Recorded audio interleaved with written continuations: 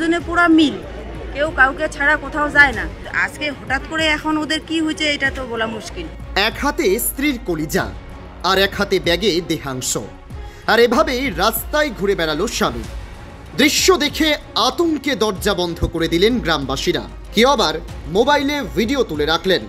ভয়ঙ্কর কাণ্ড জলপাইগুড়ির ময়নাগুড়ি ব্লকের ব্যাংকান্দি গ্রামে।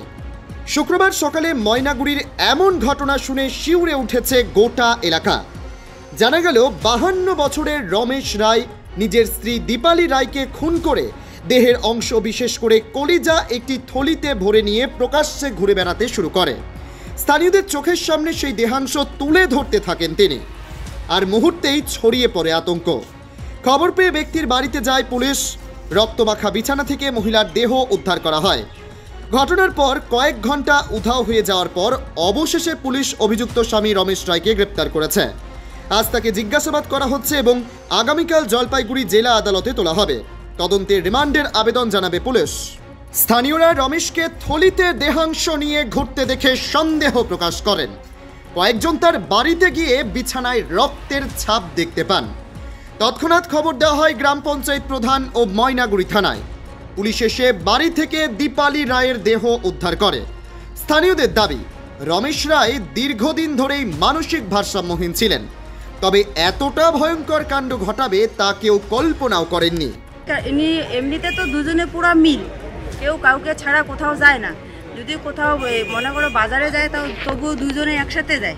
কিন্তু আজকে হঠাৎ করে এখন ওদের কি হয়েছে এটা তো বলা মুশকিল।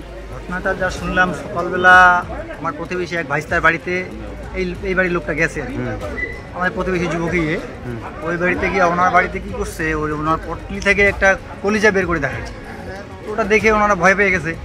ওখান থেকে সঙ্গে সঙ্গে আমাকে ফোন করলো, ফোন করে বলে, কাকু এরকম সমস্যা, তোমার বাড়ির ওই লোকটা আমাদের বাড়িতে একটা বড় কলিজা নিয়ে আসছে, তো ওর তো ভাবমূর্তি আলাদা দেখতেছি, একটু ওর বাড়িতে খোঁজখবর নিয়ে দেখো তো বাড়ি ঠিকঠাক আছে কিনা। তারপরে আমি তো সঙ্গে সঙ্গে দৌড়ে আসলাম ওনার প্রতিবেশী যে বোন জামাই, তার কাছে আসলাম। ওনাকে এসে বললাম যে তোমাদের ওই কাকু এরকম করছে, তো ওনার হাতে এরকম একটা কলিজা নিয়ে ওনার বাড়িতে গেছে, তো আপনি একটু তাড়াতাড়ি ওনার ঘরে গিয়ে দেখেন। এরপর বিছানার মধ্যে টর্চ দিয়ে দেখি কি বিছানাটার মধ্যে শুধু রক্ত পড়ে। তার শারীরিক এই যে একটা প্রবলেম, মানে মাথা অলরেডি একটু মেন্টাল হয়ে গেছিলো। মাথা মেন্টাল হওয়ার প্রায় 10 থেকে 11 বছর হয়ে গেল। অনেক রকম চেষ্টা করা হয়েছে ভালো করে, হ্যাঁ। আজকে হট করে শুনতেছি, আমরা তখনও বুঝতে পারিনি। একটা লোকের কাছে শুনলাম ও নাকি একটা মানুষের মাংস নিয়ে যাচ্ছে। তখন ব্যাপারটা এখানে এসে দেখা গেল যে এখানে ওর বউ এখানে মানে অলরেডি মার্ডার হয়ে গেছে।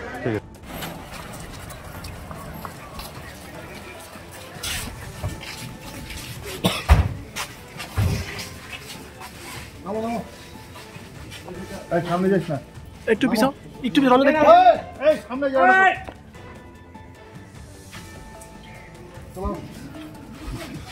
একটু ফ্রেমটা বড় করে দাও। পিছিয়ে আসো, চলো চলো চলো।